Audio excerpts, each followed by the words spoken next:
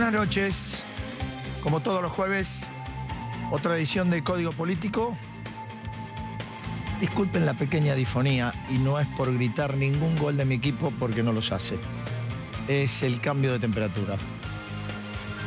Una semana que, bueno, empieza a tener lo que veníamos diciendo la semana anterior, las secuelas de la que fue la tormenta financiera de las últimas 3 semanas y media.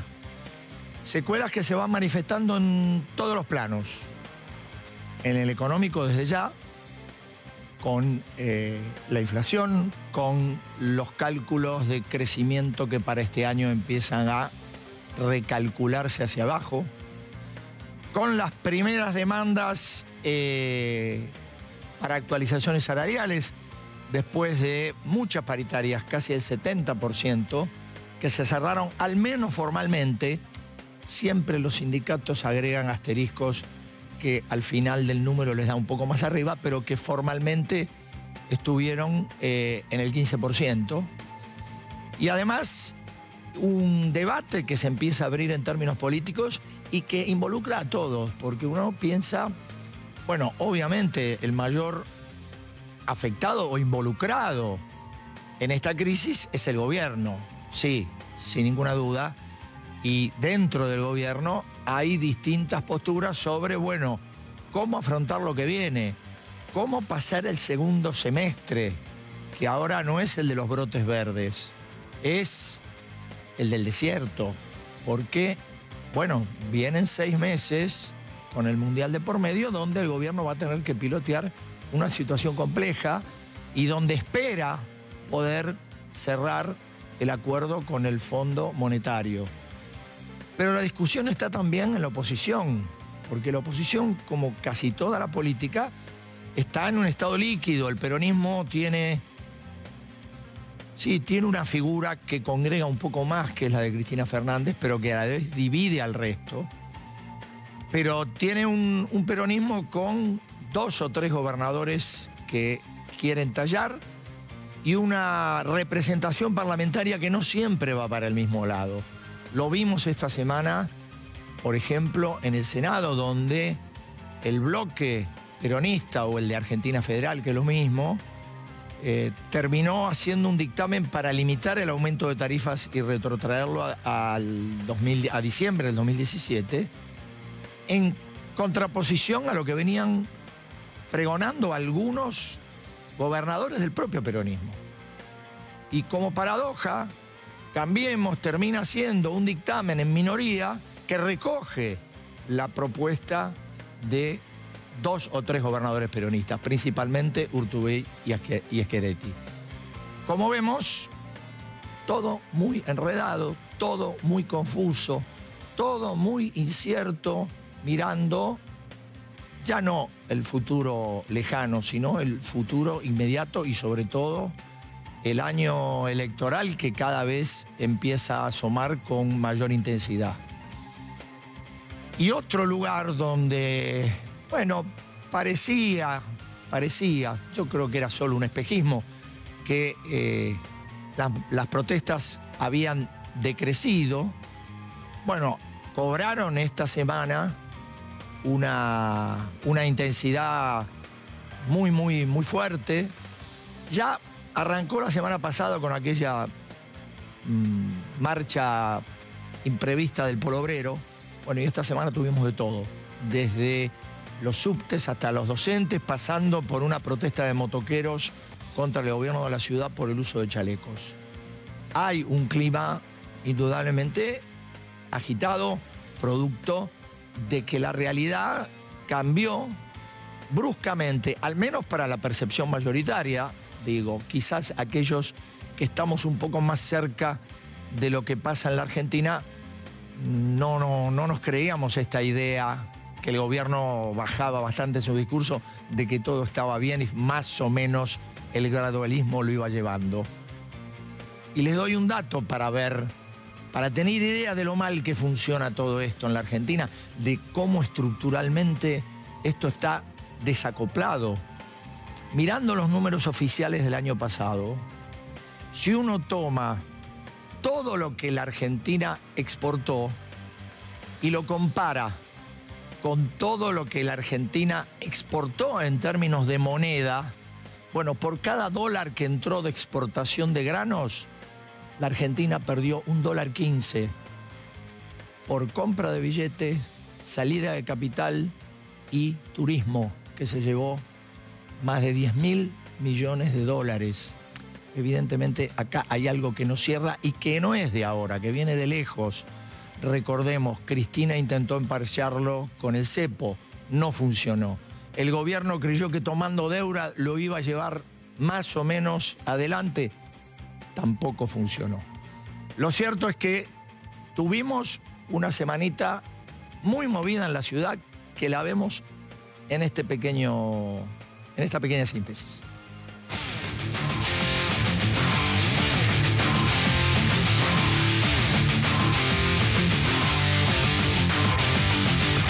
Se lanzó oficialmente la maratón de protestas, piquetes y paros en todo el país.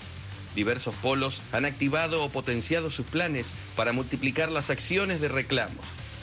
Transitar las calles en coche, tomarse un subte o ir simplemente caminando hasta un destino está cada día más complicado, casi imposible. Me llevan preso por discutir paritaria. Las gestiones de camioneros y sus aliados del 21F presionan para que se organice una medida de fuerza nacional que paralice la actividad en todo el país en los primeros días de junio, antes de que empiece el Mundial de Rusia 2018. Algunos gobernantes nos están diciendo, patria no, el FMI sí, pero nosotros en las calles y en nuestro país decimos sí a la patria, no al Fondo Monetario Internacional. La única forma en la que puede terminar este ajuste es mal. Cobro 7.200 pesos, más las changuitas que hago extra, gano en total 10.000 pesos por mes. Y a mí no me alcanza a pagar 1.000 pesos de luz. En lo que va del año ya hubo 1.784 piquetes en todo el país. Fue el primer cuatrimestre más conflictivo en materia de piquetes en la capital desde 2009 a la fecha. Durante el mes de abril se registraron 551 piquetes, un 7% más que en marzo y un 13% más que en igual periodo de 2017. Bueno, cuando uno ve estos datos y cuando reparan algunas de las cosas que dijimos en la apertura del programa, uno se pregunta ¿hacia dónde va la Argentina? Yo sé que es una pregunta y es muy presuntuoso suponer que pueda haber una respuesta para esta pregunta, una respuesta categórica. Pero bueno, nos tenemos el placer de contar con nosotros a Santiago Kovadlov. Yo no sé si él nos va a poder responder esto, yo se lo voy a preguntar a ver qué visión tiene. Pero bueno, vamos a tratar de desmenuzar este tiempo nuevo, porque evidentemente después de esta crisis, o durante esta crisis, me parece que se ha abierto un tiempo nuevo. También están con nosotros los intendentes de Vicente López, Jorge Macri, y de San Martín, Gabriel Catopodis. Cambiemos, Frente Renovador, peronismo, llámele como quiera. Buenos Aires, la gran pelea del año que viene, y uno supone el epicentro donde toda esta crisis quizás repercute de manera más intensa. Después vamos a hablar de otras cosas. Vamos a hablar de los obispos o la conferencia episcopal con la dirigencia sindical por la marcha de mañana. Mañana hay una marcha por el 25 de mayo como, digamos, formalidad, pero en verdad es en repudio a la negociación del gobierno con el Fondo Monetario Internacional. Y estuvieron sindicalistas, pero también se volvió a exponer la grieta en la farándula. Y vamos a hablar también del paso infortunado, esta vez, de Marcos Peña por la Cámara de Diputados. Y vamos a hablar de otras cositas. Vamos a hablar de otras cositas. Para eso la invitamos. Ya ha estado con nosotros a Florencia Arieto, ella es abogada, ha estado alguna vez en política, ya no lo está, y le empezó a gustar, le empezó a picar el bichito del periodismo. ha estado en radio, está en televisión en este momento. Bueno, nos va a acompañar para comentar un poco todos estos temas. Nosotros ahora hacemos un corte muy breve y cuando volvamos hablamos con Santiago Kovalev.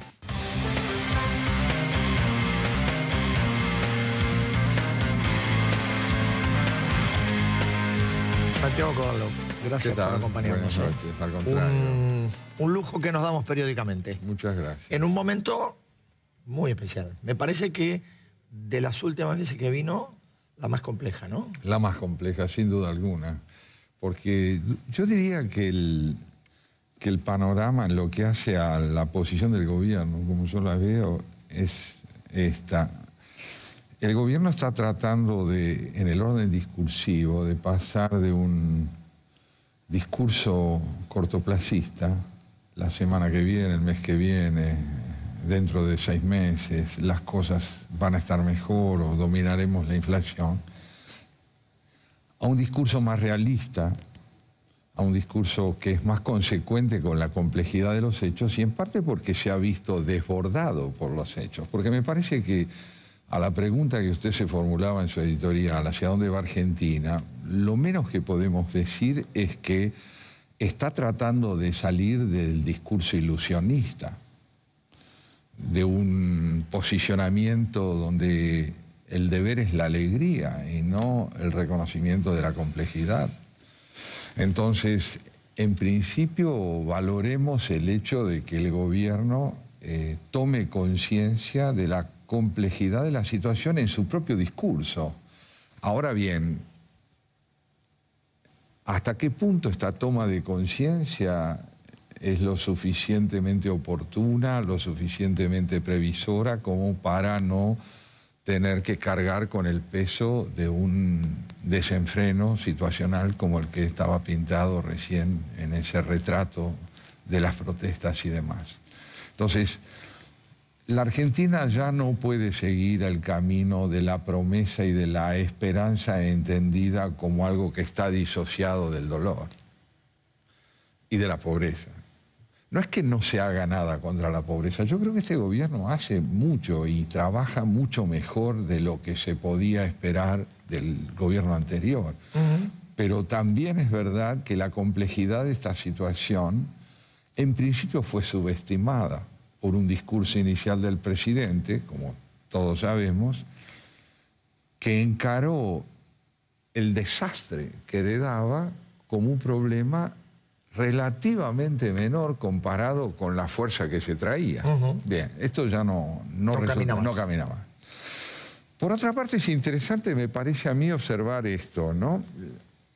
Se amplía la mesa chica con la presencia de otras voces que las que hasta hoy concentraron el discurso hegemónico, y al mismo tiempo se trata de generar en el orden económico una concentración de información y de ordenamiento a través de la figura de Duhovne, que parece retomar por un lado las propuestas de lo que fue la mesa chica antes. O sea, la mesa chica antes era reducida y tenía una hegemonía determinada, ahora se amplió y pareciera que tendiese hacia una heterogeneidad mayor. Vamos a ver qué resulta en términos Bueno, aquí iba un punto, estaba notando recién una cosa que me quedó, que se lo voy a preguntar después, pero aquí, aprovechando lo que usted dice, vamos a un punto, y es, lo que yo me pregunto es cuánto hay de convicción genuina en el retorno a esa mesa chica, a la apertura política, y cuánto de obligación por el susto. Porque depende de cuál de los dos factores, me parece a mí, tenga más fuerza, esto va a ser una realidad o va a ser una cortina de humo. Sí, yo creo que es una pregunta legítima y la respuesta puede provenir de los hechos, no puede provenir de otro lado. La consistencia en términos de legitimidad de esa mesa que se abre o la consistencia de esta concentración de las decisiones económicas en una figura que a partir de ahora tiene nivel de hegemonía y de decisión última, pareciera responder a la desorientación y a la disfuncionalidad de los procedimientos anteriores. Hace mucho tiempo que en la oposición y aún dentro del gobierno de la coalición se escucharon voces que pedían un cambio de orientación. El cambio de orientación sobreviene a través, me parece a mí, de una evidencia sintomática muy interesante, muy seria, que es que la pregunta es ¿por qué se recurre al fondo? Más allá de que...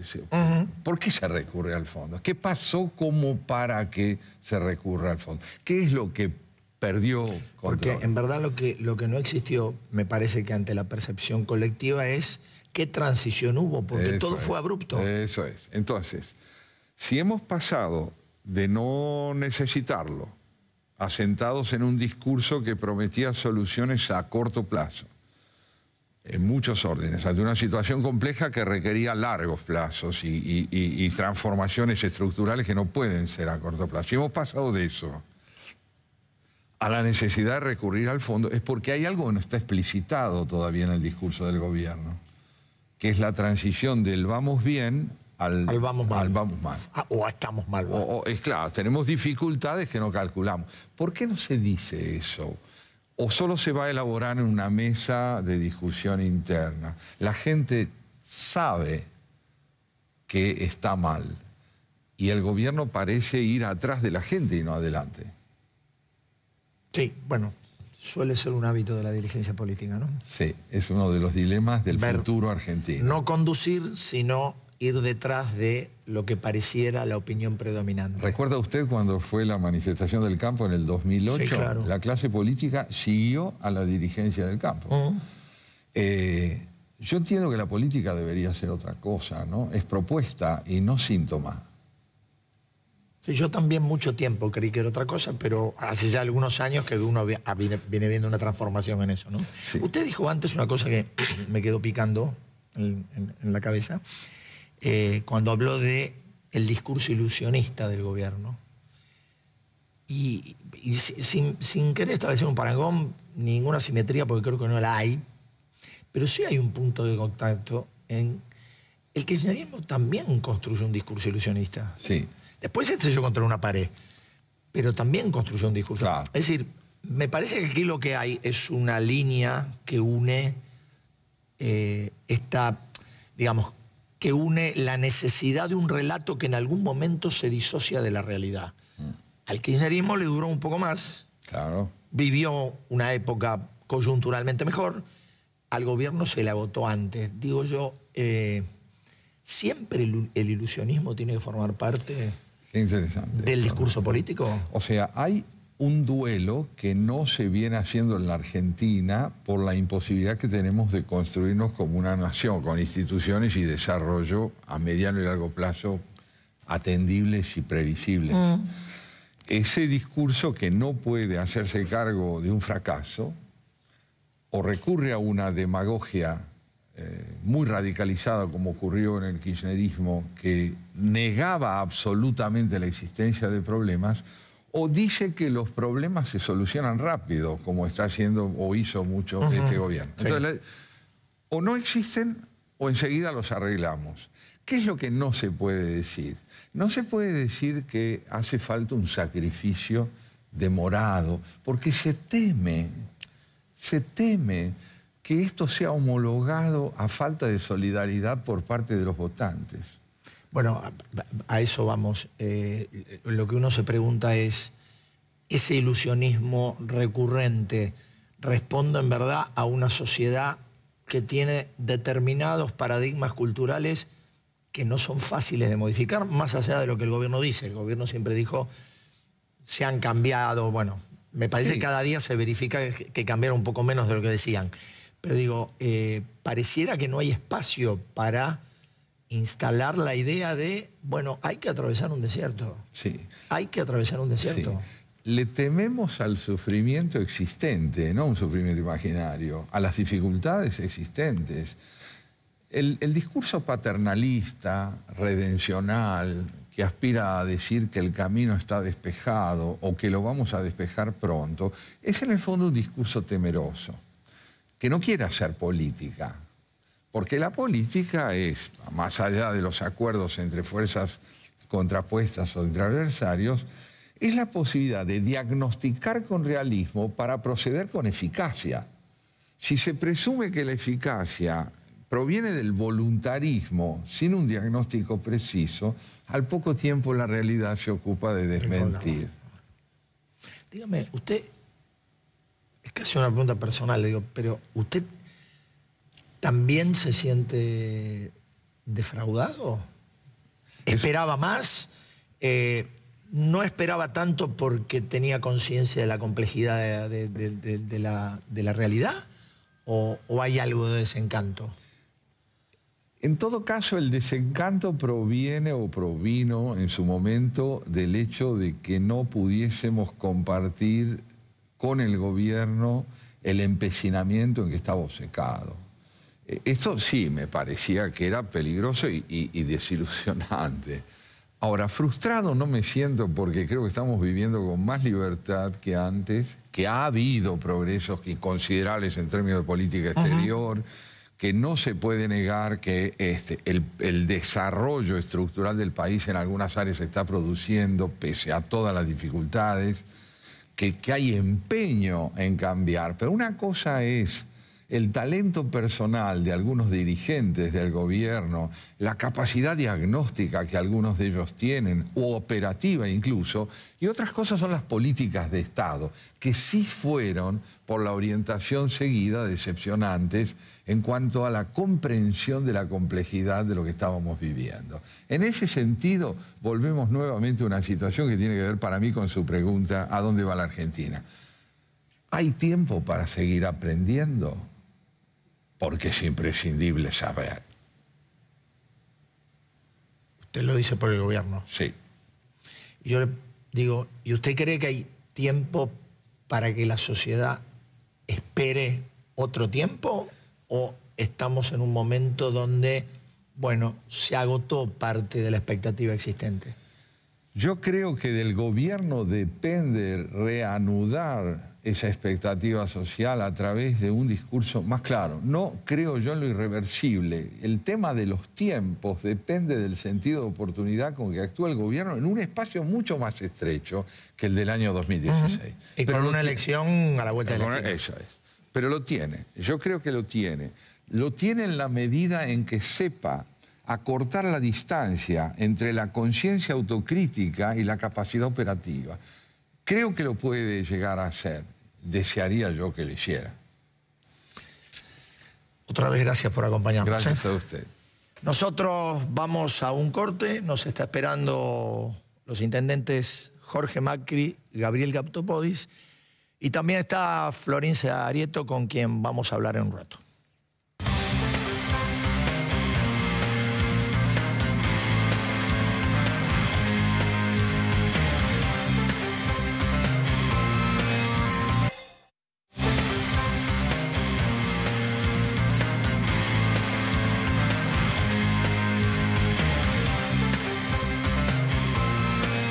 Y aquí estamos de vuelta, Florencia Arieto. Gracias por acompañarme. Por favor, gracias por invitarme. A ver, nos están esperando Jorge Macri y Gabriel Catopodis. Pero ahora arrancamos con el picado directo.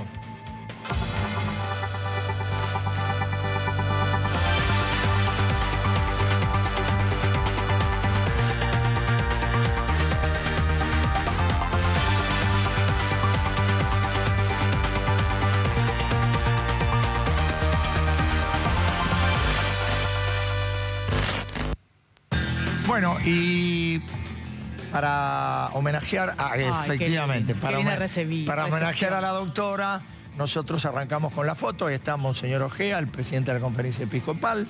A la derecha, Gustavo Vera y Hugo Yasky. A la izquierda, Pablo Micheli y tu amigo, Pablo Moyano. Están todos sonrientes, que están detestando. Están todos sonrientes. No, parece que estuvieran preocupados por la patria. No, después vamos a hablar de la patria. Esta reunión fue esta semana, el martes, si no recuerdo mal. La Monseñor Ojea, que es, todos sabemos, un hombre puesto por Francisco, los recibió.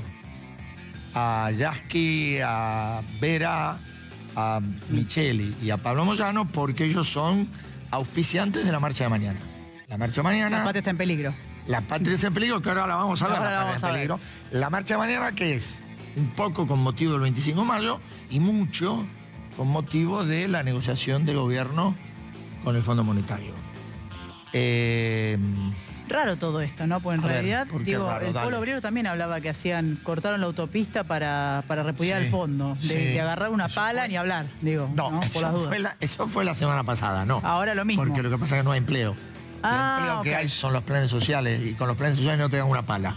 Entonces, ahí tenemos un problema.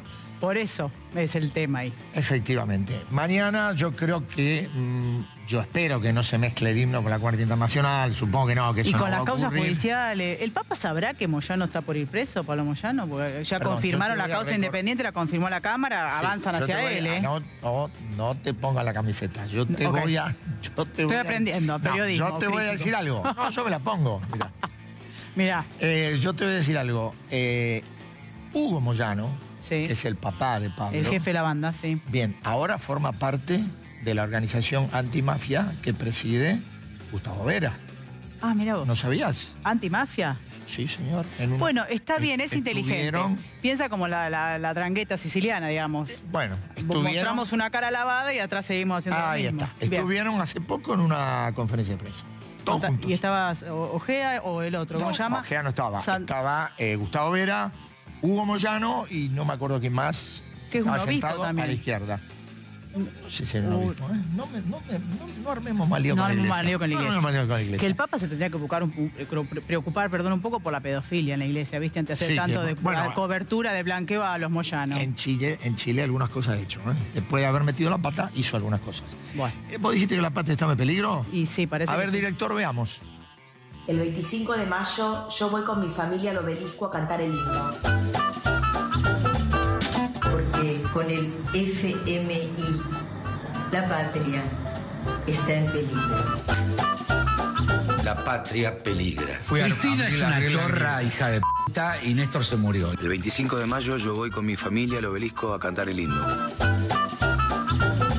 El 25 de mayo no voy a ir a la 9 de julio a cantar La patria está en peligro y el himno nacional. La patria estuvo en peligro con todo lo que se robaron.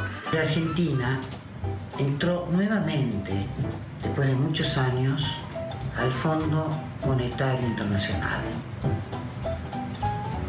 La patria está en peligro. Es una pena que muchos de los actores salgan a decir que la Argentina está en peligro, poniendo una carita así para que veamos que todavía no se le caen los mofletes. Actores que prácticamente no los conozco, o muchos que nunca más me voy a olvidar porque fueron los que señalaron con el dedo a muchos otros actores que no eran acá, en un momento donde no se podía hablar. En un momento donde estar en contra significaba un montón de cosas en contra que yo tuve que comérmelas. Si quieren cantar el himno, lo pueden ir a cantar a la plaza si quieren, pero después se pueden ir a la madre de su puta madre. A tu telea. El 25 de mayo voy a estar con mi familia en el obelisco para cantar el himno. Porque con el FMI la patria está en peligro. Che, me echó un poquito de miedo el cierre, ¿no? ¿Viste? Porque es como ahí del túnel. Como del terror, sí. Ahora es raro porque nunca se fue del Fondo Monetario del país. En todo caso podemos criticar como si... miembro del fondo Claro. nunca se fue. Es cierto que en el 2006 Néstor Kirchner Pagó. saldó una deuda que tenía con el fondo de 10.000 millones de dólares en un momento que el país tenía 26.000 millones de reservas. O sea, 10.000 utilizó. Ahora, la Argentina siguió pagando, como se paga anualmente, una cuota por ser miembro parte. integrante del Fondo Monetario. Ahora, digo, yo te pregunto, vos Sí, que a ver. tenés más... Esta grieta no se cierra nunca. A ver, la grieta existe, ya hablamos. Ahora, la grieta en ese mundo del espectáculo, de la farándula, es como que es imposible pegarla, ¿no? No se cierra nunca porque la promueven también desde la política. A mí me parece, escuchando a Kovaldov, que es el momento como para los que hacen política se reciban de políticos. Y esto que siga sucediendo está bien, es parte del show, después cortan ticket y está bien y es parte del espectáculo, pero no sé, me parece un poco grave decir la patria está en peligro. Yo hoy no tuve luz toda la tarde, por ejemplo, que yo estoy pensando si puedo sacar un hipotecario. Hay cosas más coyunturales del día a día en una patria en donde se crían los hijos como para decir que está en peligro. En peligro estuvo con la dictadura, ¿viste? Es como, me parece que utilizar títulos catastróficos no ayuda a la gente si no hay laburo y no la están pasando bien. A ver, vamos a ver, esta semana hay alguien que, como te pasamos con la luz, hay alguien que con luz encendida no la pasó bien. No la pasó bien. Lo vamos a ver, director.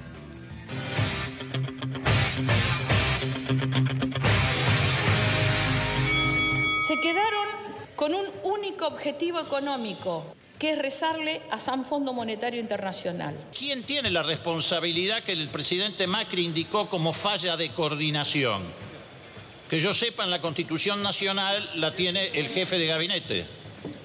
Y yo veo que no se da por aludido porque está aquí otra vez y yo esperaba que viniera otro jefe de gabinete porque alguien se tiene que hacer cargo de este juguete que han roto, presidente. El mercado interno está desfalleciendo por culpa de sus políticas. La guita está, pero ustedes se la dan a los ricos y ahora pretenden que los pobres hagan el ajuste. El ministro Luis Caputo pasó a ser en estos días de lobo de Wall Street a bobo de Wall Street, porque todavía se están riendo de las ganancias que obtuvieron con las torpezas del equipo económico en la Argentina, señor presidente. Hace un año, el diputado Larbaña, en una interpelación, se levantó de acá y le entregó a usted, señor ministro, un programa económico urgente. Era un libro. Yo imagino que su soberbia no le permitió ni siquiera hojearlo. Si nos invita a pensar en el desarrollo y el crecimiento nacional, cuente con nosotros. Para lo que no va a contar con nosotros, ministro, es para seguir ajustándole el bolsillo a los trabajadores. ¿Se acuerda cuando Forbes le puso el CEO del año? ¿Usted cree que después de perder 10.000 millones de dólares en 3 semanas, alguna empresa lo contrataría, señor ministro? Bien. Se la bancó bien. Sí, yo creo que tenía 2 rebotrines cómodos. Cómodo 2 rebotrines encima, ¿no? Sí, digo, porque... O fue a hacer un cursito al arte de vivir antes, viste, tipo, no me salgo, sí, no me saco. Y no se sacó. La zafó bien. No sacó. Y los otros aprovechan, viste, chicana para salir en la tele. Están en la oposición, obvio, tienen su derecho. Hay algunos que tienen más autoridad que otros. Muy pocos con capacidad de autocrítica. No, bueno, está bien, pero si querés, algunos de los que aparecieron ahí no estuvieron, por lo menos en el último gobierno. No, la negra, negra Camaño, gran oradora, y es verdad lo que dijo. Entonces, me consta. Entonces, no todo es lo mismo, pero lo cierto es que tampoco Marcos Peña fue el mismo. Porque en ocasiones anteriores habíamos visto a un jefe de gabinete agresivo, activo, con buenas respuestas. Incluso yo recuerdo un par de veces de intercambios con Kicillof muy fuertes, muy bien hechos, sí, muy interesantes. Esta semana estaba sedadito. No fue fácil, no es fácil para cualquier funcionario del gobierno en este momento poner la cara. Y por eso la bancó bien y me parece que absorbió el impacto, que es, digamos, su rol es absorberle el impacto a Macri. Efectivamente, que está bien. Efectivamente. Bastante bien salió, digamos. Bueno, ahora vamos a darle una vueltita a la depuración. ¿Te gusta la depuración? No me gustan mucho los términos, ¿no? Bueno, a mí tampoco. Me huele medio facho, no lo utilicé yo. ¿No? Ni lo utilizaste vos. No. Lo utilizó un diputado. ¿De derecha?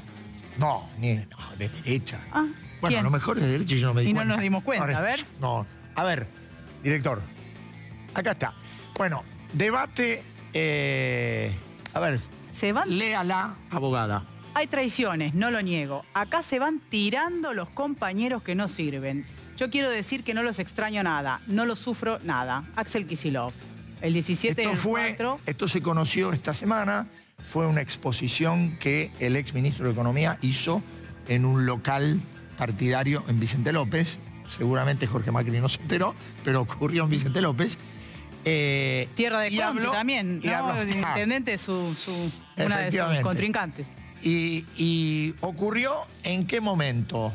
Bueno, casi simultáneamente con algo que dijo hoy el ex viceministro, esta semana, de Kicillof y ex viceministro de Economía, Álvarez Agis. A ver, director, acá está.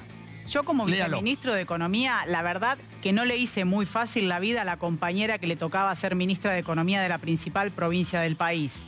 Y la verdad que el candidato no era el proyecto, era Daniel. Y la verdad que no le hicimos la vida muy fácil a Daniel y así no fue. Emanuel Álvarez Agis, el 21 de mayo de 2018. Bien, a ver. Esto es un debate importante. Batakis, se refiere a Batakis, la ministra de Economía. Silvina Batakis, que era, o Silvia, ya no me acuerdo. Silvina Batakis. Silvina Batakis, ministra de Economía, Scioli. Digo, ¿qué hay acá? Acá está la idea de Kicillof, me parece, de, bueno, en este espacio, que es un poco el espacio de la cámpora. Sí. A ver, hay que depurar, hay que sacar a los que no son nuestros. Y por otro lado, el de Álvarez Agis, que dice, bueno, la verdad, nosotros traicionamos al candidato. Digo, a mí me parece que... No utilizó la palabra traición, pero está implícita en lo que dice. A mí me parece que se suma lo que dijo hoy Máximo Kirchner, salió en algún medio, que dice, no vamos, a la unidad no es con nosotros. Me parece que con esta idea muy de Perón, de los enemigos hacen el laburo por nosotros, toma algún tipo de importancia la figura de Cristina, y lo que antes era unidad para el kirchnerismo bien concentrado, parece que ahora deja de ser una opción. Bien, con lo cual, a ver, haceme un pronóstico. Macri 2023. Un pronóstico y cerramos. Macri 2050. No, el peronismo va con más de un candidato. Obvio, por eso Macri 2050, olvídate. Bueno, te agradezco. Excepto que surja alguien por afuera, uno nunca sabe. Nunca se sabe en este país. Nosotros, este bloque lo cerramos, yo te agradezco muchísimo. Gracias a vos. Y si alguna otra vez hace falta, a disposición. Te convocaré. A disposición, gracias. Nosotros vamos a un corte, ya estamos con Jorge Macri y Gabriel Catopodis.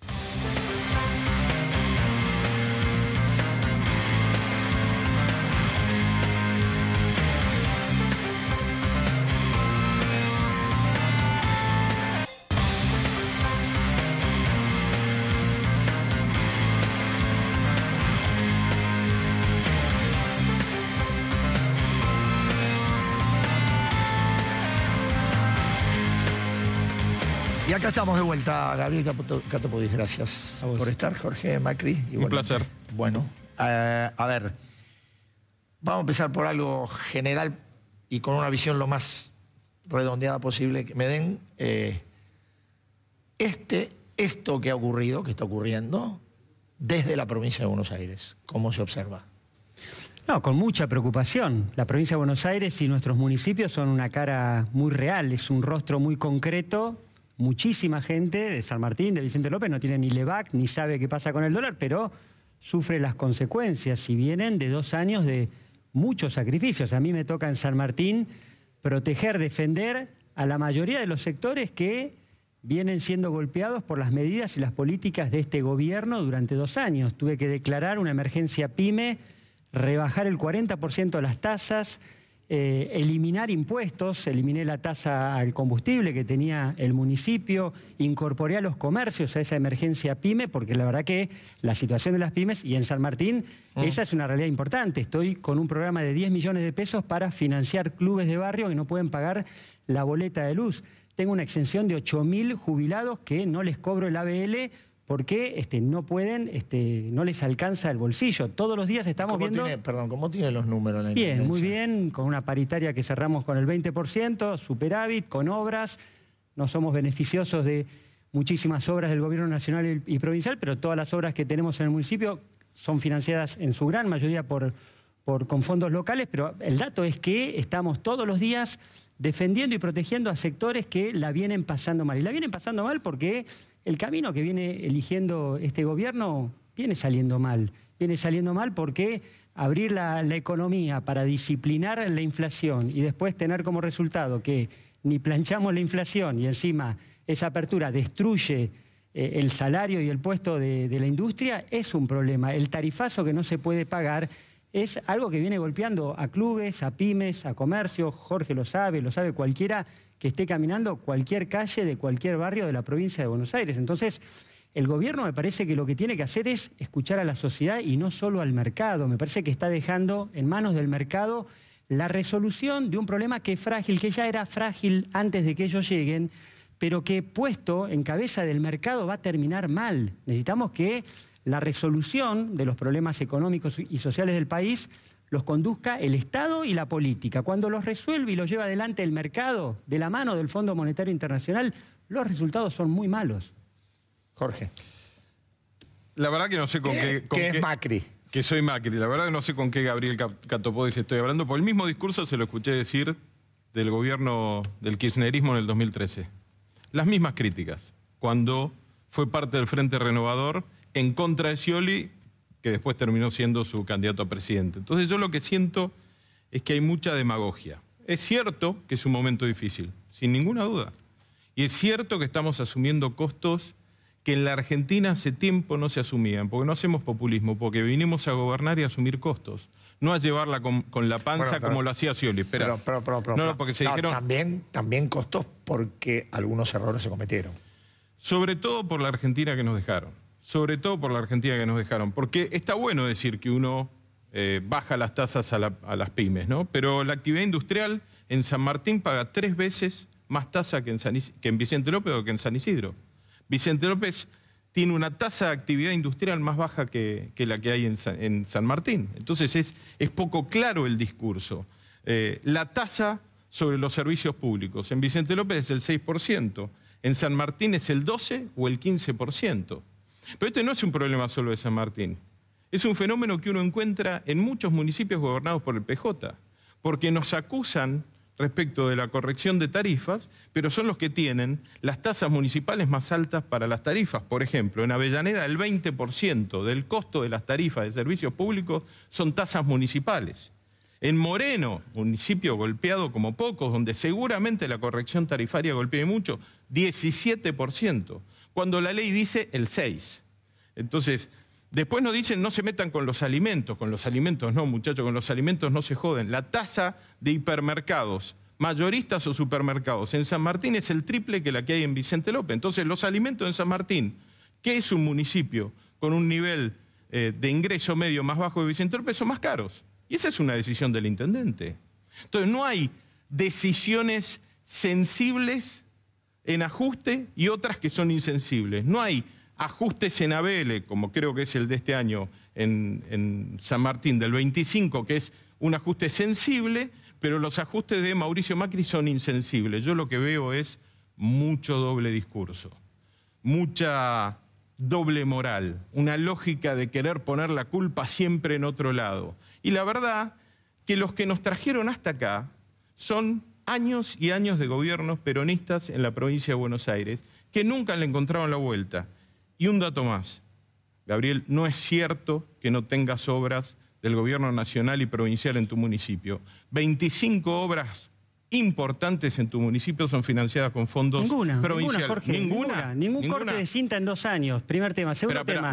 La información que vos tenés, Jorge, la información que vos tenés es absolutamente errónea, pero ¿no es importante que discutamos acá qué política tributaria tenés vos y qué política tributaria tengo yo? Y mucho menos cuando la provincia aplicó el revalúo más grande de la historia de los terrenos en nuestra provincia y aumentó el 60 y el 70% el inmobiliario. Es importante hablar de lo de los otros y no de lo propio. Hablemos de lo nuestro. Estamos hablando del 70% del aumento del inmobiliario, estamos hablando de tarifazos que llegaron al 500 o al 600%. El problema acá es que el gobierno no tiene una política que pueda apuntalar y apoyar a la pequeña y mediana empresa, al comercio y al trabajo. Y si Jorge Macri cree que la solución de los problemas de la Argentina se van a resolver de la mano del Fondo Monetario Internacional, de la mano de un ajuste, de la mano de un tarifazo que no se puede pagar, la verdad que lo felicito a él, pero que no nos obliga a nosotros a acompañarlos en medidas que nos parecen nos van a llevar a peores soluciones. En todo caso, lo que el gobierno tiene que hacer, Jorge, lo que ustedes tienen que hacer es el tiempo que usaste en averiguar, en buscar, en que te den información que está equivocada, la tenés que usar. En primer lugar, acomodar la tropa propia, porque los que empezaron a cuestionar la situación del tarifazo y a plantear el tema en la agenda pública fueron los socios de Cambiemos. En segundo lugar, tienen que dejar las candidaturas. Fueron ustedes que a los 4 meses de haber terminado la elección ya estaban poniéndose el traje del 2019. En tercer lugar, tienen que escuchar. Ustedes no escuchan a los gremios, no escuchan a las empresas, no escuchan a la oposición. Ahora quieren escucharnos y quieren convocarnos para que vayamos juntos a bancar un ajuste. ¿Por qué no nos convocaron a discutir una política de industria? ¿Por qué no nos invitan a conversar y a discutir cómo hacemos para apoyar y apuntalar a la pequeña y mediana empresa en la Argentina? ¿Por qué no pensamos juntos cómo salimos de esta crisis apuntalando al mercado interno, que es sin duda el motor de la economía? El gobierno llegó planteando que este era un gobierno que estaba bien visto en el mundo y que generando un clima de confianza íbamos a reactivar la economía. Bueno, eso no pasó. Y no pasó nunca en la historia de nuestro país. En la historia de nuestro país la economía se reactiva a partir de reactivar la demanda, a partir de que el trabajador, la clase media, que cuando tienen plata, ¿qué hacen? La gastan en el consumo, la gastan en el mercado interno y con eso movilizan y generan que la economía se ponga de pie. Ahora, tenemos pymes que no tienen créditos, pero en una semana 4 vivos compraron a 20, vendieron a 26, a 25, se hicieron millonarios y se llevaron toda la plata afuera.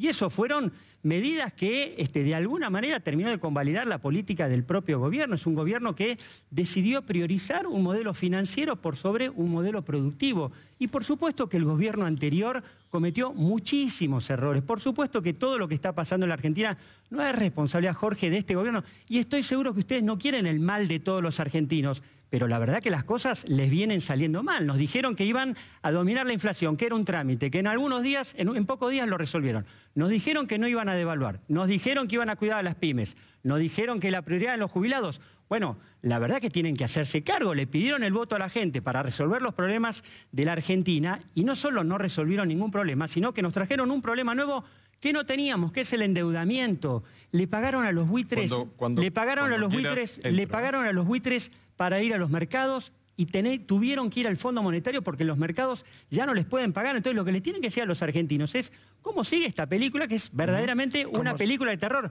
Lo único que funciona bien en la Argentina, el único negocio que funciona bien en la Argentina de Macri es tener una financiera. Y eso siempre en la Argentina nos llevó a todos a resultados muy malos. A ver. ¿Cómo sigue? Yo no creo que la Argentina sea la que describe Gabriel Catopodis. Es la grieta esta. No, las diferencias, son las diferencias. Pero y la explicación, la pregunta es, Jorge, te hago una sola pregunta. No. Y no te interrumpo más. Y no te interrumpo más. No. La pregunta es, ¿por qué se desploma la confianza de este gobierno? ¿Por qué estamos en el peor índice de confianza que lo marcó hoy la Universidad de Itela del gobierno del 2001 a la fecha? Quieras. Tienen que también preguntarse, alguna explicación tiene que tener eso con las cosas. ¿Hasta qué hora vamos? Porque hacen todos los días. Mi preocupación es no poder responder. Todo el cierre tuyo, Jorge. Gracias, Gabriel. A ver, primero, récord de escrituración y de créditos hipotecarios. Seguramente en zonas como Ballester lo habrás visto. Un montón de gente pudiendo acceder a techo propio, cosa que no ocurría desde hacía años. Y esta es una política concreta. Récord de venta de autos, pero no solo de autos de alta gama, camionetas para trabajar, récord de obra pública. Hoy la Argentina tiene limitantes concretas de poder construir más por falta de piedra partida y están arrancando la producción de piedra partida en el centro de la provincia, digamos, la Ruta 6, la Ruta 7, la 8, el avance de agua y cloacas, la extensión del Camino del Buen Aire. Esas son obras tangibles. Lo que está pasando con el ferrocarril Belgrano. Entonces, uno puede mirar una sola parte de la historia o tratar de comprender el todo. Acabamos de pasar un problema cambiario que tuvo una raíz internacional que en un país con tanta cultura de mirar el dólar tiene más impacto, sin ninguna duda. Pero la verdad que hoy yo creo que hay una mirada más amplia. Hemos recuperado la posibilidad de trabajar con el mundo. A mí no me gustaba un país donde el único socio era Venezuela o Cuba. Un país así no tiene solución en el mundo, no tiene posibilidad de crecer. Un país necesita importar para exportar y agregar valor. Esa es la discusión en la Argentina y esa es la discusión que se da. Y es cierto que algunas pymes la pasan mal. Hay muchas a las que le va muy bien. Muchas pymes vinculadas a la tecnología, muchas pymes vinculadas a los servicios, muchas pymes vinculadas a la construcción, a la metalmecánica. Hoy están bien, están de pie, están produciendo mucha más. No son todas las que están sufriendo. Entonces, no es ni muy ni tan. Lo que sí sé es que hay un gobierno que no nos miente más. Que cuando hay inflación la reconocemos y la enfrentamos. Que no dibujamos el numerito como queremos. Que nos permitimos debatir.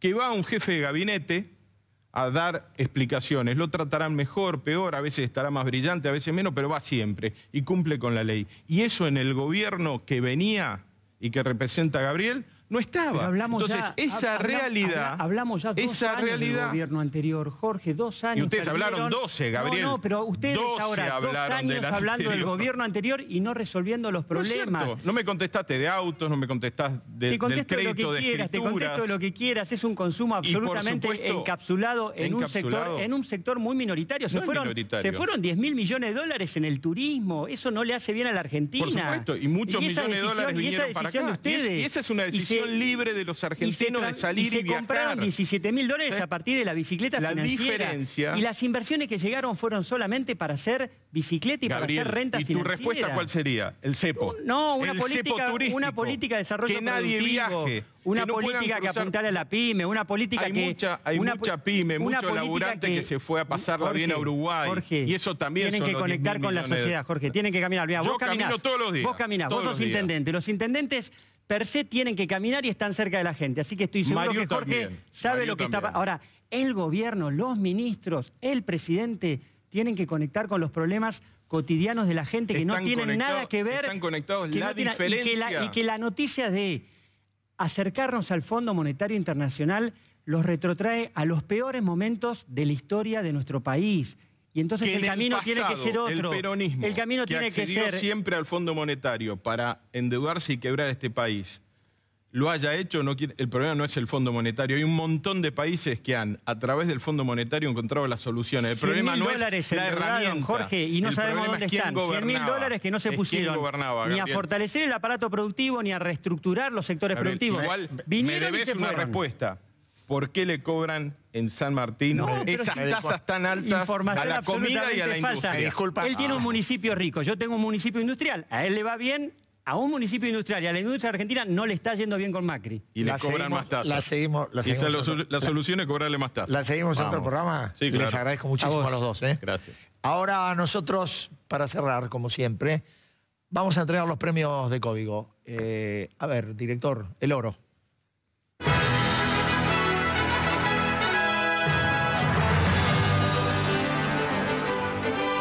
¿Y el oro para quién? Y bueno, claro, ministro de Hacienda Nicolás Dujovne fue empoderado, es una palabra rara, pero es así, de palabra, porque no es que lo ascendieron, le dieron un superministro, no. Fue empoderado y ha sido designado coordinador de 9 ministerios vinculados directa o indirectamente al área económica. Después hay otros 2 coordinadores que tienen otros 11 ministerios. Es un poquito complicado, pero no importa. Este señor, que es el que va a negociar con el fondo, ha ganado algunos puntos y esto para nosotros es oro, por lo menos por esta semana. Promo, director.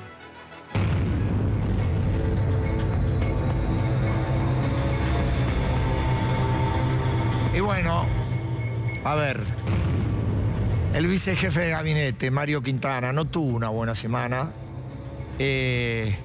A raíz de todo lo que ha pasado y del ascenso de Nicolás Dujovne, renunció el principal asesor económico de Quintana, que además ocupaba una subsecretaría que fue disuelta, Vladimir Werning, un hombre que venía de la actividad privada, de muy buenos vínculos en Wall Street. Bueno, tuvo que irse. Y además, como si esto fuera poco, Mario Quintana tuvo que salir a dar explicaciones de nuevo sobre sus vínculos o no vínculos con Pharmacity y la intención de la empresa de ingresar a la provincia de Buenos Aires. Plomo va para Mario Quintana. Yo estoy seguro que lo va a tener poco tiempo y lo va a devolver. Música, por favor.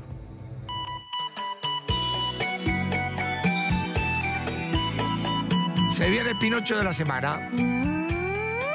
Y es cortito, ¿eh? Y es cortito. No fue tampoco una buena semana para el jefe de gabinete. Vimos lo de diputados.